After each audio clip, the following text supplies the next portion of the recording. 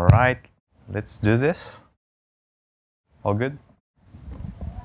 Perfect. So hi everyone, for this last session before the evening. It's going to be a workshop. It's a 1-hour workshop, so it might be hard to, we cannot afford to go through the tables, etc. We will need to move on. So that's why we did a repo, and you can basically follow step by step if you need to. But we are here to present you, guide you through the steps to show you how to build your first VS Code extension. My name is Nicolas. I'm a web developer working at a company named Busbud here in Montreal. We're developing a web application which is like the Expedia, but for buses. So if you want to take a bus to go from Montreal to Ottawa, you can go on Busbud. You will compare all the operators.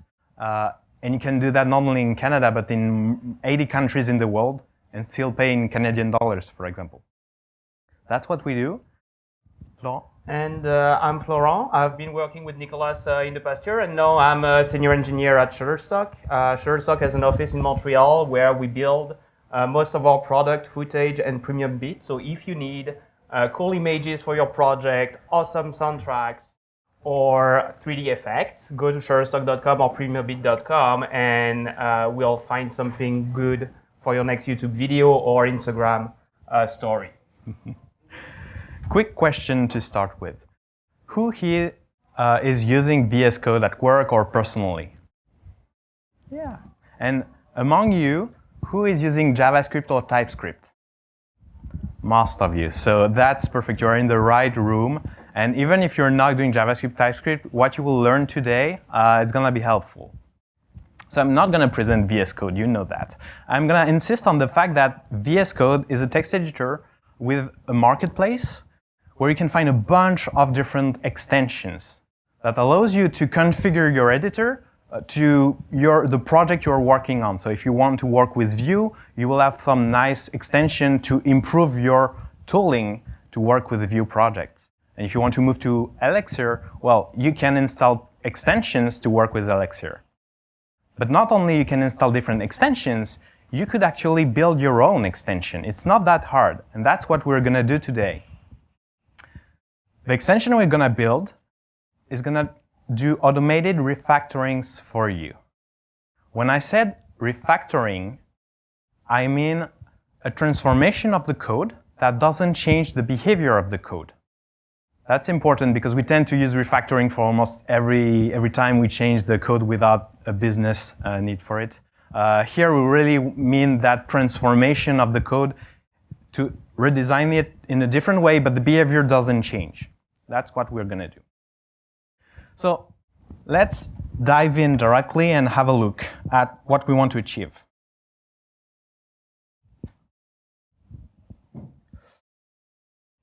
This is called the Gilded Rose refactoring kata. Who knows that kata?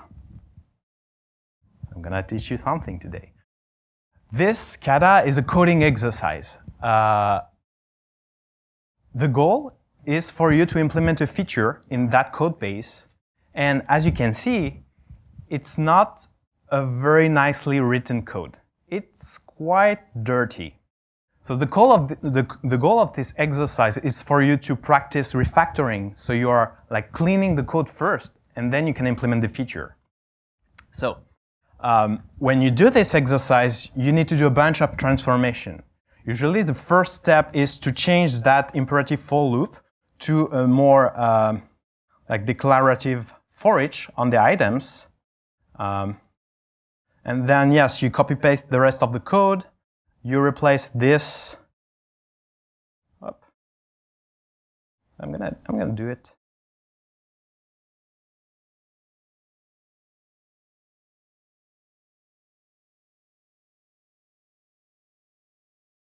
So I do that. Then I need to replace, all of this for the item.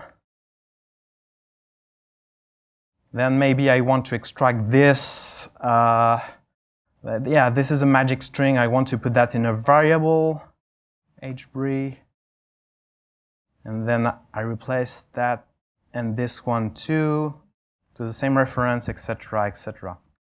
So you do that kind of operation. And as you can see, it takes me some time to do it manually. Let's rewind a bit. Actually, I'm going to rewind with Git.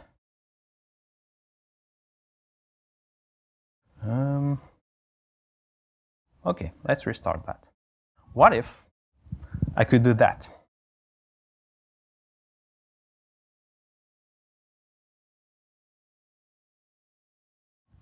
So see, the difference of doing that, because of the tooling, allow me to just do it automatically. In terms of productivity, this is awesome. So this is the kind of tooling that we're going to build today together. Unfortunately, in 1 hour, we won't have the time to do the convert for loop to the for each or the extract variable. There are too many edge cases inside. But what we're going to do is convert that kind of function. So imagine you have an asynchronous get function that takes a URI and a query, and that fetch some data. So let's say for some reason, instead of having a function declaration like that, you would like to convert that to a variable declaration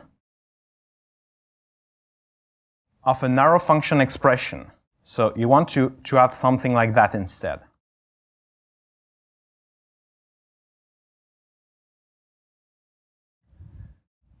What we're going to build today is this automatic transformation.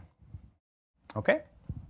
So we need to build a VS Code extension. To do that, you need to create a new project, an odd project. You need to compile your project so you are exposing to VS Code an API it can use to trigger operation in the editor. And fortunately for us, we don't have to do that by hand for every time we want to do that. Microsoft, well, the team developing VS Code, they are providing a generator for us, so we don't have to do the boilerplate code every single time.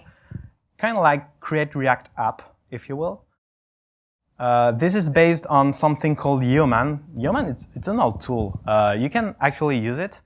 With Yeoman, you can create code generators, and Yeoman will ask you some question. You will fill the blanks, and it will bootstrap, like scaffold the application, the basic application for you. So you don't have to do the boilerplate by hand. So we're going to do that. What you need, is it big enough? Yeah. So you need to install globally on your machine Yeoman, which is Yo. And then the generator you want to use, which in this case is generator code. Already did that. When you have that, you can say Yo code. And here is Yeoman in action. So here you can see the different options that you can have. You can create a new extension or other things that we're not going to get into.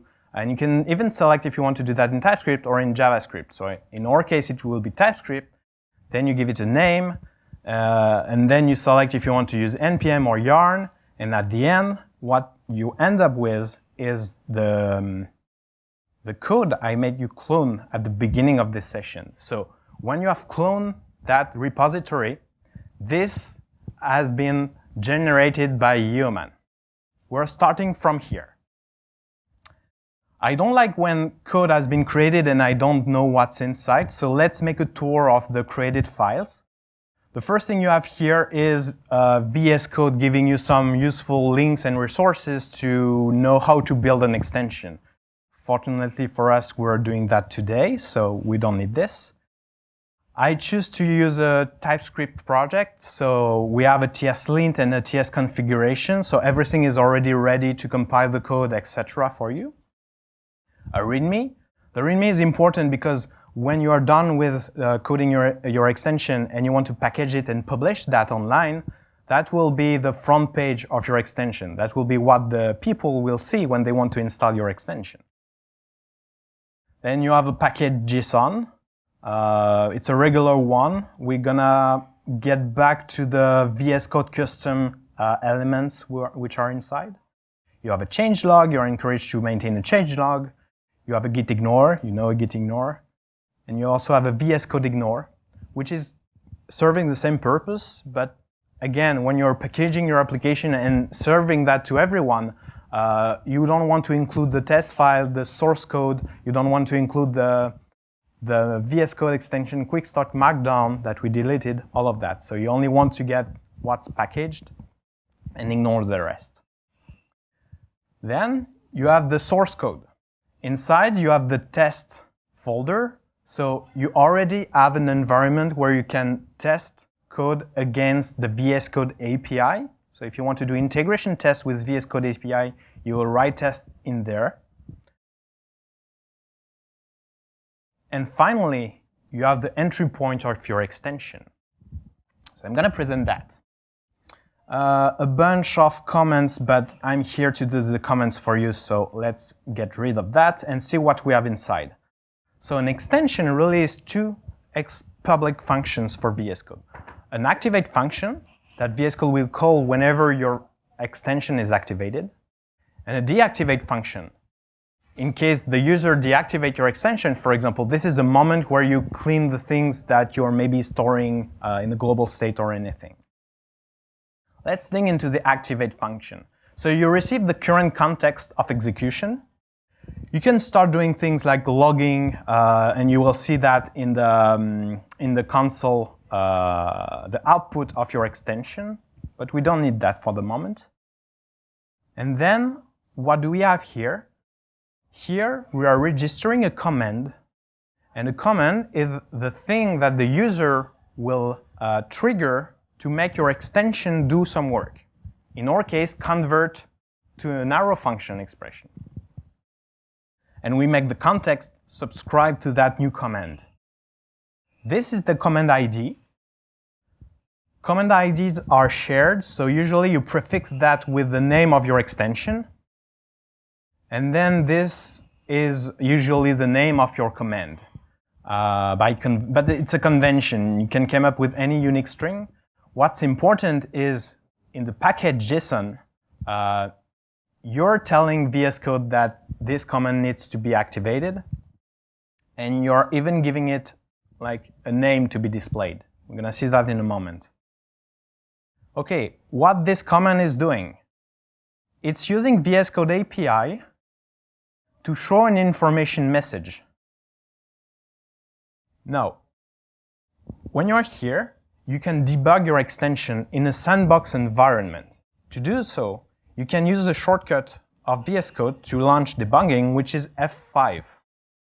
So you can do that, press F5, and what this will do, it will open a new VS Code window. Close my VS Code window. Oh, sorry, I ran the test. I want to run the extension.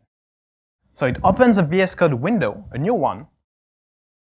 It's a bit tiny to see, but you can see on top of the window title, you have an extension development host prefix. This is telling you are in a sandbox. And in this specific VS Code, you have your regular VS Code, but it compiled your extension and it made it available in this sandbox. So you can test your extension as if it was published and you installed it. So if I open the command palette and I look for hello world, I can see the command that has been generated from human. I can execute that. When I execute that, I can see it show me an error, an information message here. And if I try to change that message and that I recompile,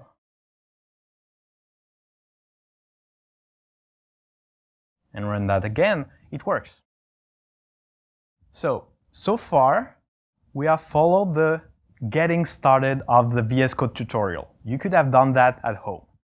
Now we're getting into the interesting part, which is like doing something from this extension. So I told you we're gonna do an automated refactoring. The first thing I want to do is to change that hello world to something more meaningful. So convert to arrow function. And I will change that also in the package.json. And I will change that text to OK.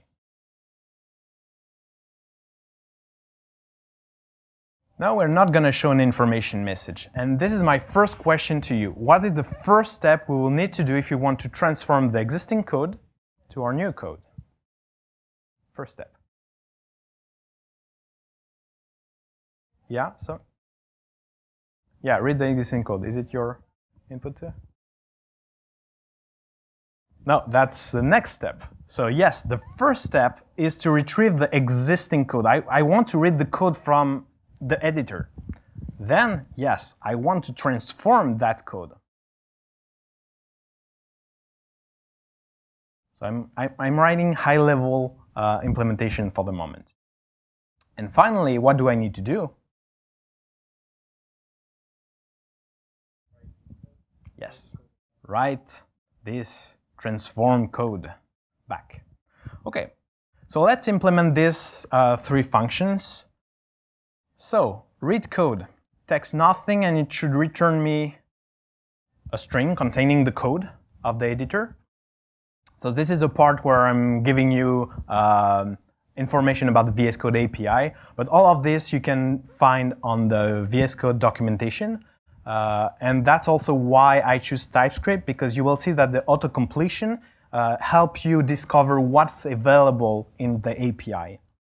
So in VS Code, you can access the window, and inside the window you have the active text editor. The active text editor, for example, now, it's this very file, extension.ts. TypeScript is telling me that either you receive a text editor, either you receive nothing, because maybe you don't have an active text editor open when you run that command. So I retrieve that editor, and if there is no editor, well, too bad, so sad. I'm gonna just throw a new error for the moment. No active editor, so yeah, there is nothing I can do from there.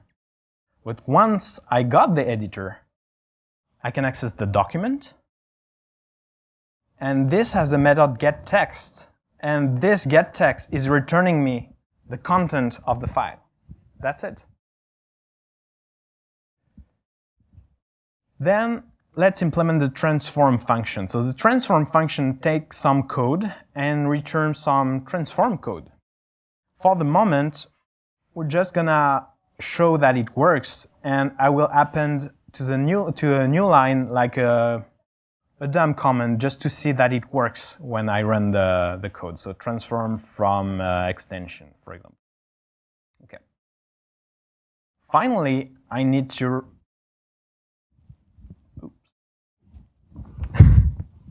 cannot see what happened. I'm gonna unplug and replug again.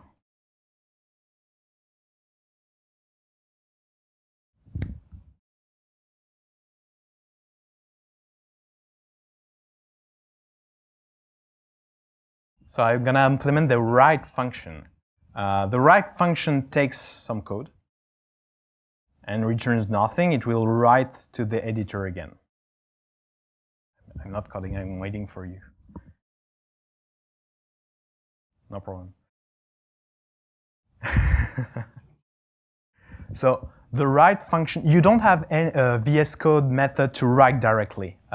This is a part where when you're building an extension, you need to go into the documentation and see what's available. You have lower level methods, and you need to come up with your own write function. The good news is, once you have done that, you don't have to do it anymore. And that could probably be published in some package to give you more high-level functions to manipulate VS Code API.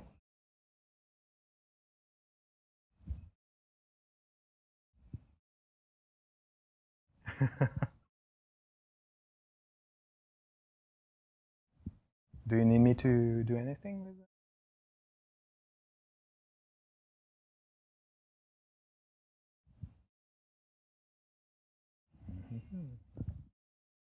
What can I say?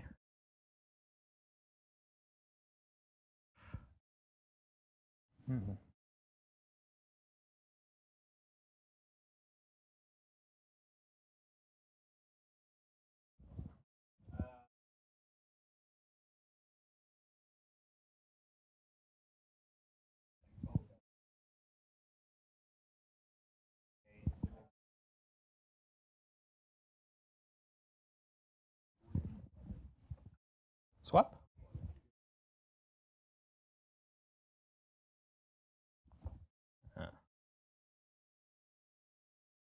Thank you very much. Nice. Thank you. We're back. Thank you. So, how do we write into VS Code? In VS Code, you have that concept of workspace that you probably have encountered. When you open a new folder, you are creating a workspace to work on. And on this workspace, you can apply modifications.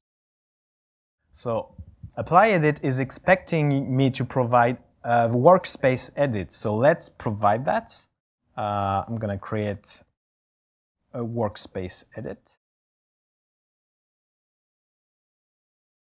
And what's available in the workspace edit? Well, I can do a bunch of things. I can create files, delete files, etc., etc. What I'm interested into is to update the content of a file. To update the content of a file, I need to provide the identifier of that file. So that will be my document URI and a list of text additions. How do I retrieve the documents? Well, I had that in the editor, so I need to get the active text editor again, and then I can have my document. Okay, I need to do some updates. There is only one update I want to do, so I'm going to call that update code. This should be a text edit based on the signature. So I'm going to create a text edit. So see, I'm leaning on the types and documentation to know what the next step is. Okay, a text edit is taking two things, a range and the text to insert.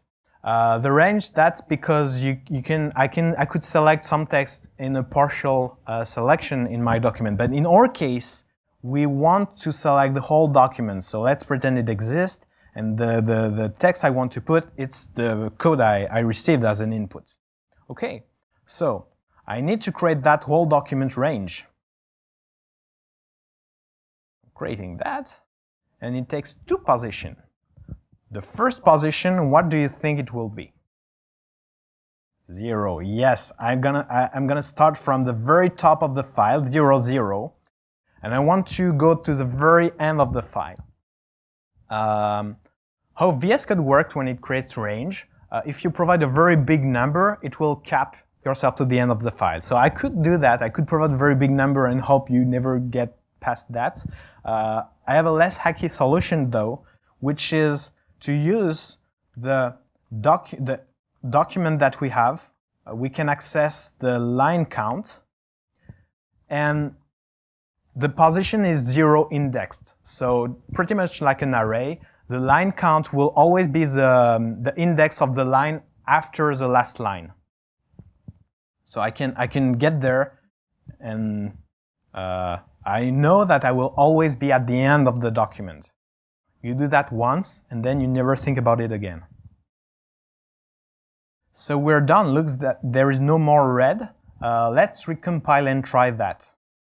So let's get rid of this. If I look for convert to arrow function, I execute, and it works. It transforms my code and adds my comment. That's cool. Now we need to think about this transform function. So we're done with the VS Code API. When you have done that, basically you can forget about VS Code API. You have done that, you're good.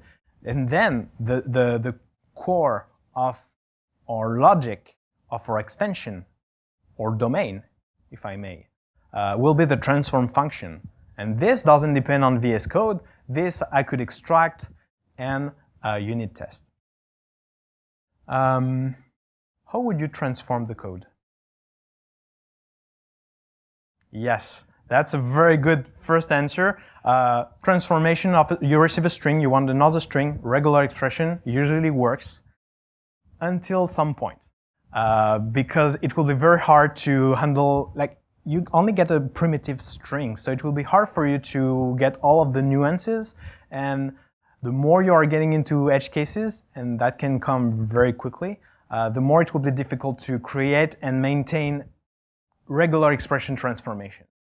Now instead, we need to have a better data structure. And syntax tree, is that your answer too? Yeah, abstract syntax tree. Yes. Who here have never heard about abstract syntax tree, AST? Okay. Wow. Who knows a lot about AST? So, sorry for you, because we're going to explain what you already know. But knowing what's an abstract syntax tree, AST, I'm going to say AST, it's easier, is important. And this is exactly what Florent is going to present to you. Thank you. Back to the presentation. So I guess there were a few issues with launching the configuration. I guess there is a file that wasn't committed, like the launch.json, and F5 didn't work. Is everybody okay with that now, or? Yeah, I could show the launch.json, or if we can take a minute, so this way you've got it up and running. Yeah, the .js code. Oh, it was ignored. Yes, sorry. It was generated by human, but my default configuration made it ignore, so I didn't push the VS Code config. But you need that to launch the debugger. Otherwise, you can write it. All right, so what do you have here? So run extension, runtime executable exec path, out file, etc. And as a pre-launch stack, it does an npm watch because I guess, building TSC, etc. I will recommend you to use the Yeoman. I will update the repo to push that so you get the files. I didn't write them. These are files you can write, not just in extension code, like if you want to automate things that happen when you press F5. This is in VS Code. You configure that and it runs it for you. It's just a convenient way to open the debugger mode. So you have a proper debugger, you can add breakpoints, etc. That's it. So yeah, Yeoman your code, and then grab those files, put them in the folder, and it's going to be all good. All right, so ASTs. So far, our code is just a bunch of characters, right? It's a string, and the computer cannot really reason about it. Besides being a string, and we cannot do much. There is a nifty data structure, which is called a syntax tree or an abstract syntax tree. There is different flavors of syntax trees. The one that we care about is the AST. To produce an AST, we'll use a parser. You may have heard this term parser. Who uses a parser every day? Who uses Babel? Who uses, okay, so everybody pretty much, right? Who uses Webpack? Yeah, everybody. So underneath, you use a parser because in order to make sense of your code, Webpack and Babel use a parser. There is a lot of flavors of ASTs. They are all the same, but all a bit different. It's they're all the same cousins. They talk the same language, but with different words. The AST is lossy. It doesn't really care whether or not you put the semicolons at the end of your lines, right?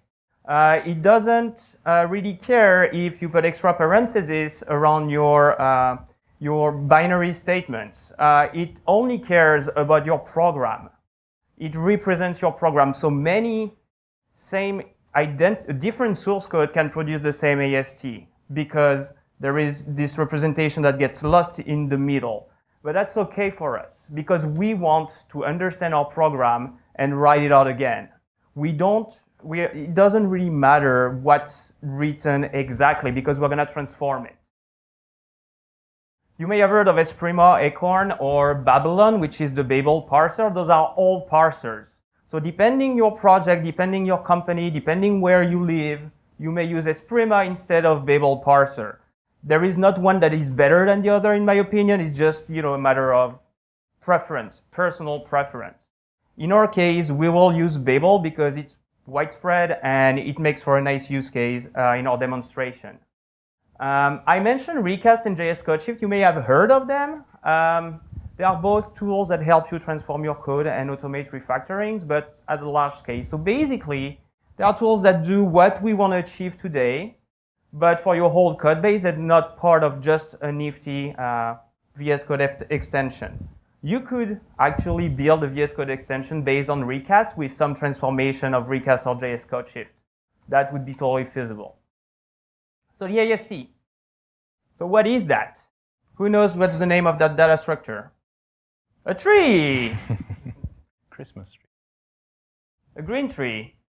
All right, and the tree is composed of nodes. Each node has a class, and it has children, which are the node's properties, right? Nothing really crazy so far. Each node has, as I mentioned, a certain type. Each parser will implement a different kind of type. So the transformation that you implement for Esprima are not working with Babel, right? These are not the same objects. They are very similar, they are named similarly, but these are not the same objects. So if you try to use Babel types to transform something that has been processed with Esprima, it's not gonna work as expected. Let's take this small example, console log hello world, likely the first line of code you ever written in JavaScript. Let's go through it and see it as the AST is. So the first thing that you see is that it's an expression statement. So this is the whole line as an expression statement. This expression statement is connected as a child, a single child, which is the expression itself. The expression in blue is really a call expression. And it's really just those parentheses. If you want to think about what kind of expression it is, the expression is putting two things together, a callee on the left and a call argument and a list of arguments on the right. So this call expression is really just the parentheses.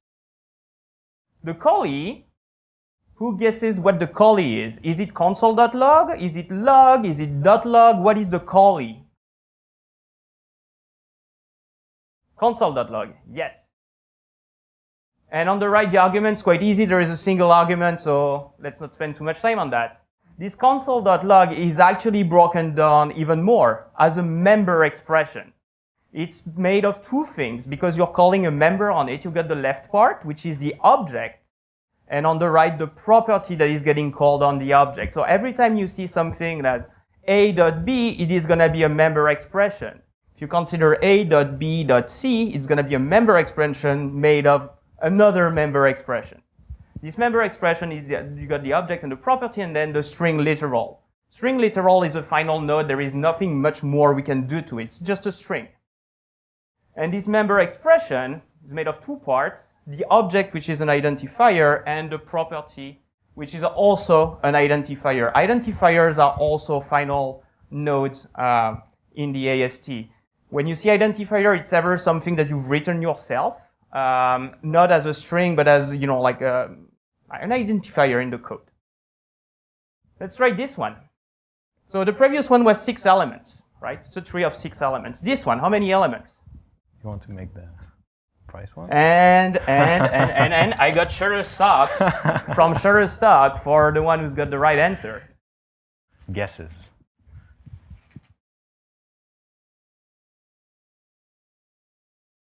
3, 4. So it's going to be less than the console log, right? 5. 3, 4, 5. I guess I will keep my socks. Okay, why 6? Can you go with me? Hey, come here. Okay, let's go together. All right, 6. All right, so what is the first thing you think? How do you call that? The first thing. The first node in the tree. What would it be?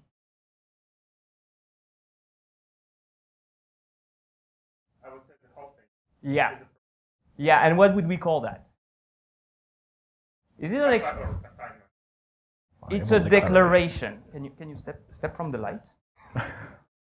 So the first thing is the declaration, really. We have the const, so you have const declaration, you have let declaration, and the kind of the declaration is a const declaration. If we had let key equal object.key, it would be a let. If you used var, just replace kind by var, and you got yourself a var declaration. We see where we can go with this AST. We can reason about our code, and we can start thinking on how to shift things up. What is the next thing you think we do in there? After declaring our const key, object key, what is the next thing? There is a declarator, which is, technically the assignment part. So it has two parts. On the left, the identifier that we assign, and on the right, the initialization expression for your thing. Then the identifier. What is the identifier, you think? Well, it's written. It's key, definitely. And on the right, what kind of thing we got on the right? the value, but what kind?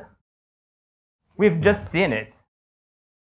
A member expression, but a computed member expression, right? So there is a slight difference, but for the computer, whether you call something dot something or something braces quotes, it's exactly the same. It's represented the same for your compiler. Just with this computed true that is different. If we remove computed true and reprint the code, it's going to just write console.key. And then we've got an identifier and a string literal. Awesome. Which is 6. Thank you. So let's check it out. As you can see, even a small thing like that can be really hard to get our head around. You know, like a simple console log is six members. This member is 6 things as well. So here I've opened up. Oh wait, vas-y.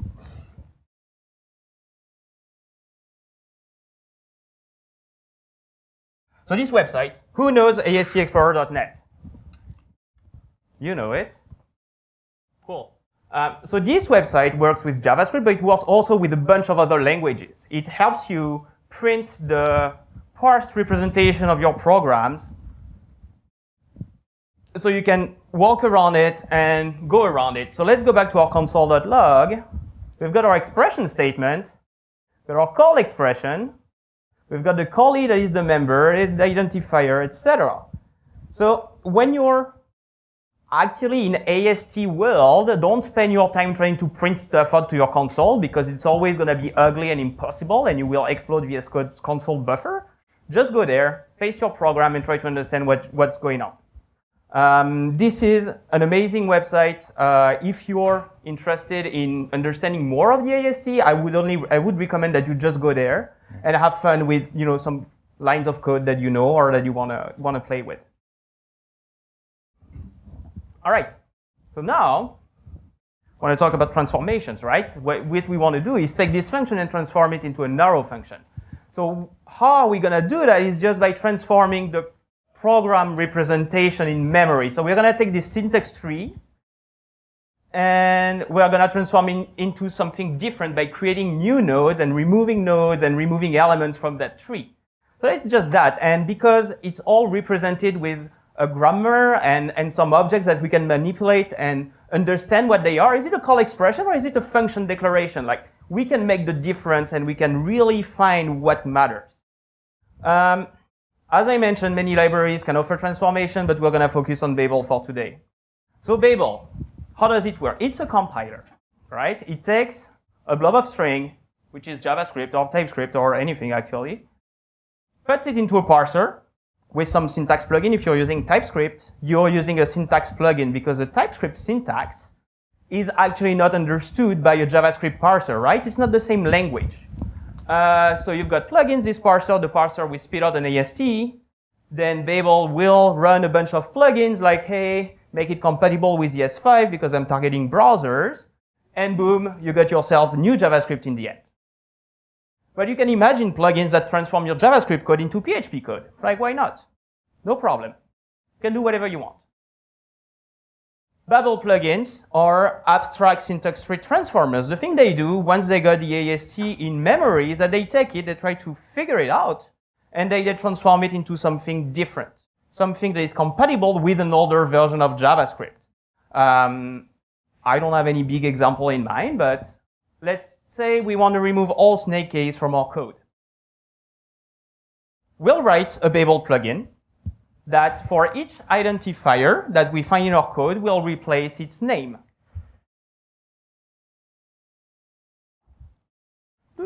So here, we are back in AST Explorer, and it's really practical because they got this transform element here, where you can say, okay, I want Babel as a transformer, and here we see this visitor. And what it says is that each time you encounter something that is an identifier, run this function. And in this function, we're going to take the node name and replace it with the camel-cased version. So this is a very simple transformation, but this is what we want to do in the end. We want to take our function declaration and transform it into a narrow function. So we know how to do that now. And as you can see, we started with the code on the top left. with the user underscore name John Smith. And at once, we've replaced all the occurrences of the underscore username by a camel case username. But it works also with any other key. If, oh yeah, you've got a weird keyboard. You've got a name. Sorry. Yes. So if I do that and I call it not age because there is no underscore, but birthday.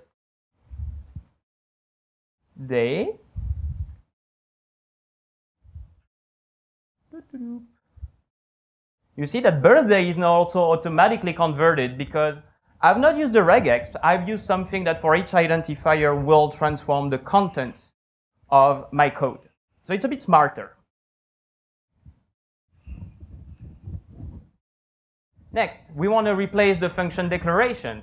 So what we'll do is that we'll implement something very similar through the same visitor pattern. So for each function declaration, we'll replace it with an arrow function. And we'll write this two arrow function together.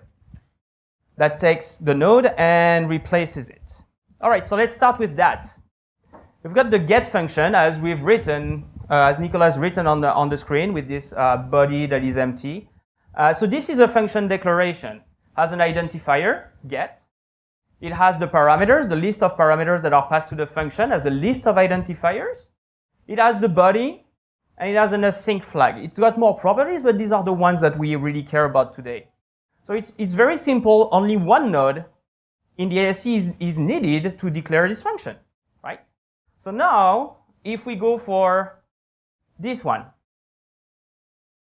how many nodes do you think we need?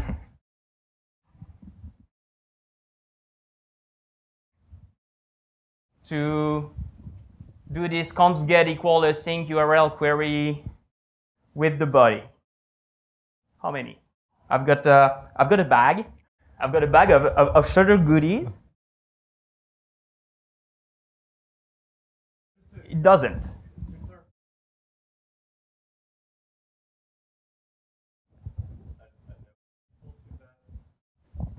So the question is, how many nodes in the tree do we need to have, or how many nodes does this second implementation, the const get equal, will represent in the syntax tree, given that we left the body out. But the body is a single, entry point. As we can see in the function, it's a block statement, and we can assume that it's going to be the same on the other side. 6 or 7?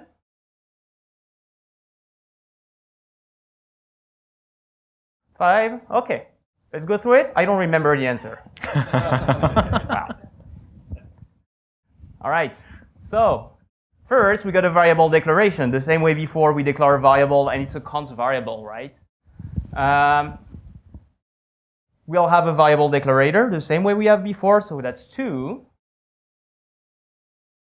There is an identifier, 3, the get. And then the arrow function expression, 4.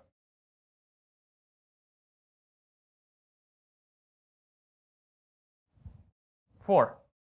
Who said 4? Nobody. I will keep my Shutter goodies. All right, so now that we have our identifier, we see that we can map one-on-one everything. So let's go backwards. We're going to start. So here I'm going to start by the end. When you code, you may find yourself in a situation where you prefer starting by the end, starting by the beginning, inside out, outside in. Nicolas and I have different ways of thinking about it. It's find your own way. You have to practice a bit to transform the trees, etc., and you'll find a way where you're comfortable. So here we're going to start with the arrow function expression, which is the deepest element of the tree, where we pass the params and the body. Then we'll copy the identifier, and next put it into a declarator, and then finally return our variable declaration. This is exactly what we want to do in our extension, right? We take a function in, and we transform it as an arrow function. And this is what Nico will show you right away, and that we'll implement in the extension. Nice. So let's do this for real. So back in our transform function, let's move that to a new file so we can start working on it. So we need to install a bunch of stuff from the internet because we need Babel. I'm gonna do that. Oh, get my keyboard back. So again, this is the thing you discover progressively. I'm guiding you through it. We need to install 4 packages. All of them are from Babel. I'm going to use shorthand syntax. The first one is the parser. Because we received that code string, we need to parse that code string to get our AST. Once we get our AST, we will need to traverse that AST so we can transform with the visitor pattern.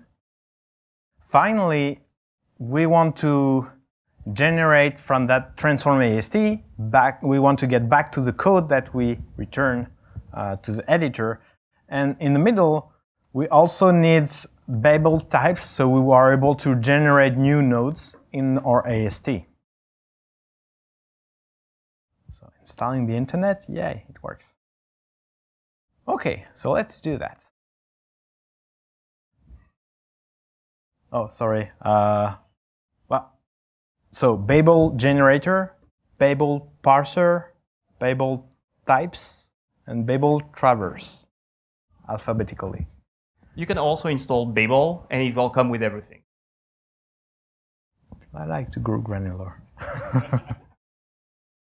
So, first step, I parse the code. Okay, I need to import parse from Babel parser. Yes. By the way, this is a moment where I can provide parser options. So if I want to tap into Babel plugins, for example, hey Babel, can you handle TypeScript files for me? I will just ask it like to use that plugin. TypeScript, yes. And yay, now it works with TypeScript too. And all the kind of, the new syntax that is not yet existing, but you want to handle. So you provide plugins, and Babel will be able to parse the code for you and generate a valid AST behind. But in what you with file extension.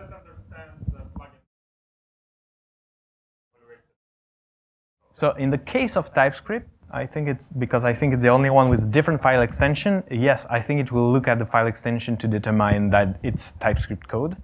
For the rest, I guess it's a matter of I can convert that syntax to a valid AST or I can't. And it depends on the grammar you are giving to me. So for example, here, I'm giving to you, you can now understand what a nullish coalescing operator is. So when you encounter that syntax, you know how to translate that. If I don't provide, when it encounters, the syntax is invalid and it will throw an error saying the code is invalid, I cannot parse that. That's how it works. In our case, I'm gonna keep that simple. We only need basic JavaScript code, so let's parse it. We got our AST. Oh yeah, auto import, nice. So I want to traverse that AST and I will provide, the visitor pattern, a handler, to transform that AST every time I visit a node. That will mutate my AST, and from that, I want to regenerate. No, it doesn't understand this one. I want to regenerate the code, so I need to import. Where are you? Here.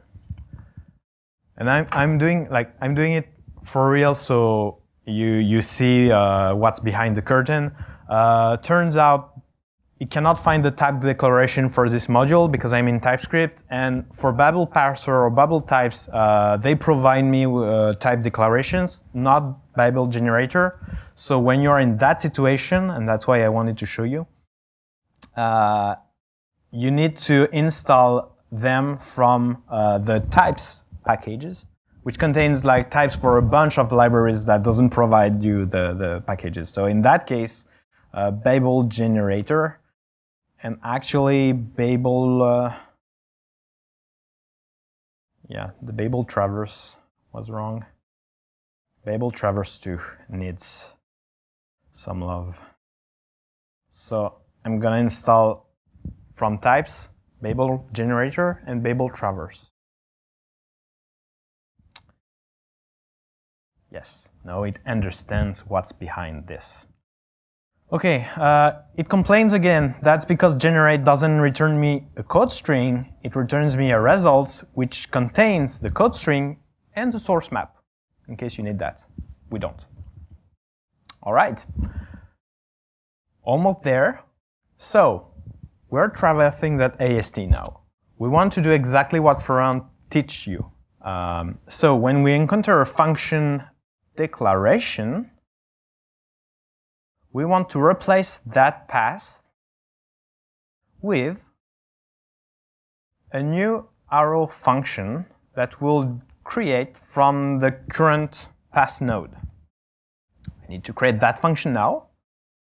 To arrow function.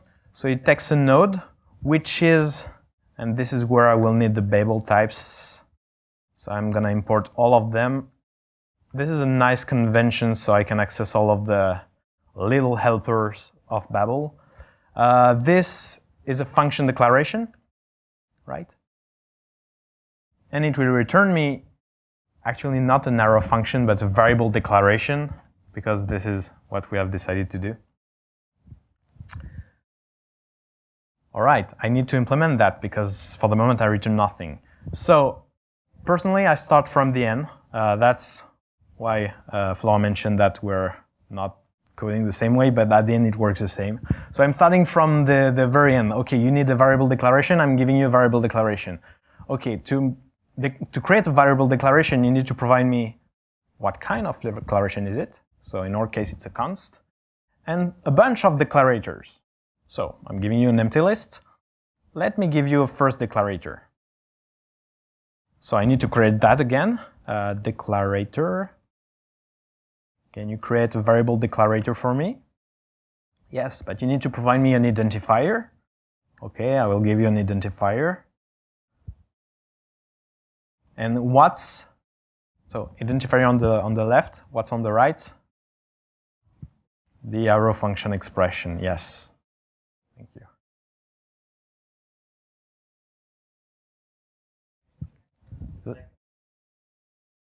Oh yeah, the first, so traverse, yeah, it's not super easy to read, but the first argument is the AST. The second argument is an object, which is like, it's the implementation of the visitor pattern. So it will take as methods, the methods will be named as the node name. So for example, I could provide an enter method that will work for every single node. In our case, we want to target only the function declaration nodes. So I'm providing function declaration. The key is actually the function declaration. Yeah, so basically in the visitor pattern, you provide the names of the nodes, of the type of the node that you want to mutate. So if we put identifier, let's say, instead of function, as well as function declaration, every time there is an identifier encountered in the AST while traversing, this method is going to be executed, right? Does that make sense? So that's why. So traversing the AST can be also expensive, as you may think. You know, like if you got like thousands of nodes, you're going to traverse every single node of your AST and et cetera, et cetera. So you have to also be careful when you write those kind of transformation that it doesn't take forever. Yes. So let's finish this. Identifier, what is this? Well, I'm creating a new identifier and I need to provide it a name. What's the name of this identifier? Yeah, at some point I will reach the input. So that will be the, so node as an ID. And this as a name, maybe not why is it telling me no? That's because TypeScript is telling me, oh, okay, it can be an identifier or it can be null also. It can be in a scenario where you don't have any identifier. So thank you, TypeScript, for this. So in that case, there is an identifier. I want to use the name. Otherwise, well, I will need to give up a fallback name, so converted, maybe. So it forces you to, this is more TypeScript related stuff, but it forces you to like have a strategy for all the cases, hopefully. And finally, that arrow function expression, I'm going to build arrow function expression. And here I will just pipe the parameters from the function declaration node to create my arrow function expression. So it takes the params, then it takes the body. Good news, I got the body. And I will also provide it the async Boolean value. So this is, in the end, the code that Florent showed you. And this should work. So let's compile that.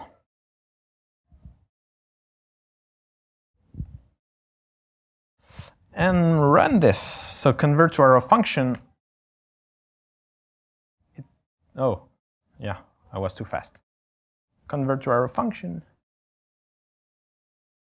No, it didn't work. I need to reopen the debugger. So recompile. Convert to arrow function. What? Oh, thank you. Thank you. Yeah, I inserted I told you it's an actual debugger, so I inserted a breakpoint and I exited, and because it's live coding, I wasn't concentrated. Yeah, it executed, it worked, but I want to see that again. Sorry, I'm redoing it. Okay, so no more breakpoints. Yes, it works.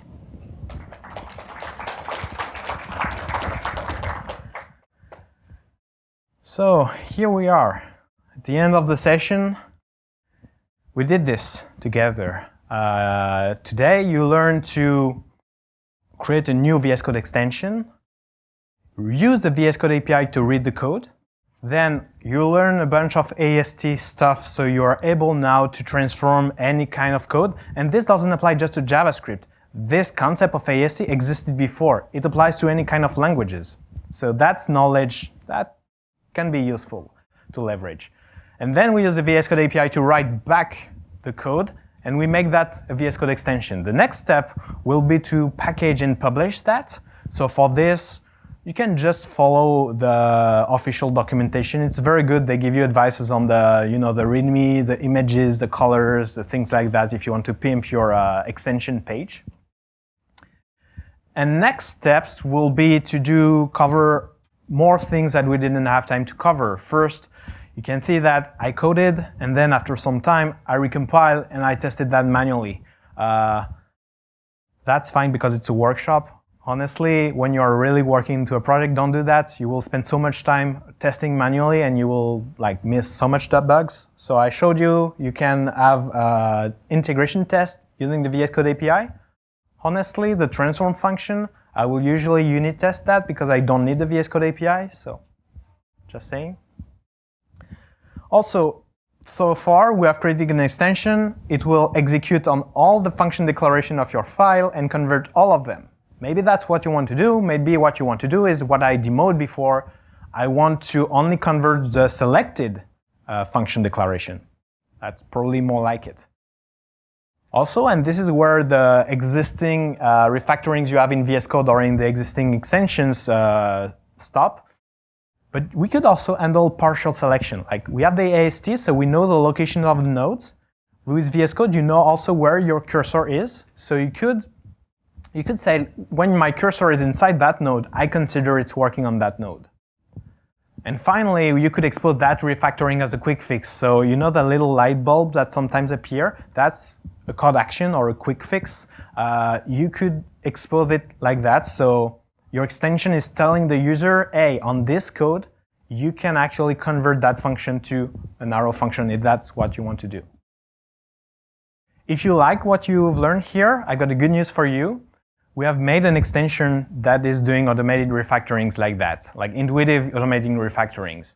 If you're doing JavaScript or TypeScript with VS Code, I will encourage you to like install it and use it to see how it goes. It can help you do exactly the things that I've done at the beginning of the session. And it's open source, so if you want to contribute, you are very welcome. You have the knowledge now. You know istexplorer.com. There are good first issues in the repository, so you're very welcome to help us build more. And that's it. Thank you very much.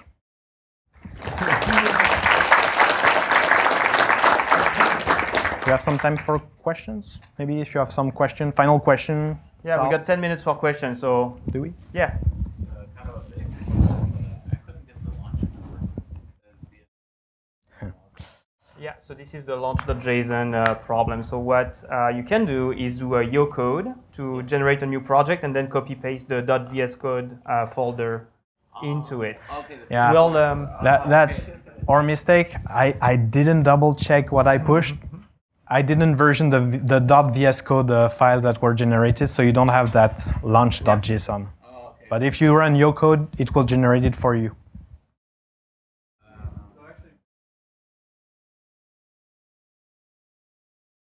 oh yeah, nice. More issues. Okay, so this is like the Yeah. Personal. Another question? Global question? Yeah. Yeah. and then I can Activating. What's going on in here? so That it's like argument some bit. hack- Oh wow. and then like Okay. So the how code actions work, the quick fixes. No. Instead of registering a command, you register that quick fix, and VS Code Yeah. is gonna call Oh, your that's code, your extension. I think we'll- every time the user is changing the selection, for example, or the code, it will call your function and tell you, okay, Welcome. tell me if there is a light bulb I need to show with something.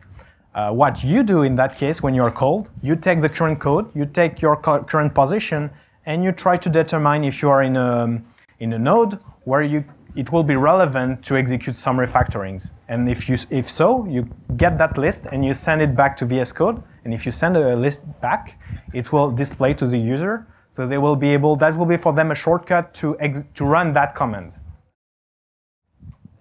You're welcome. Yes.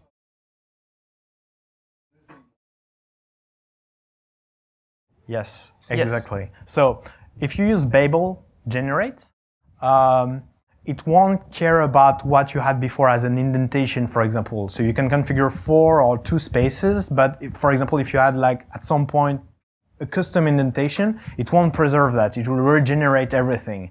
So that's exactly what Recast is for. Recast was built on top, and Recast is trying to solve that problem by preserving this missing information, like the spaces, the breaks.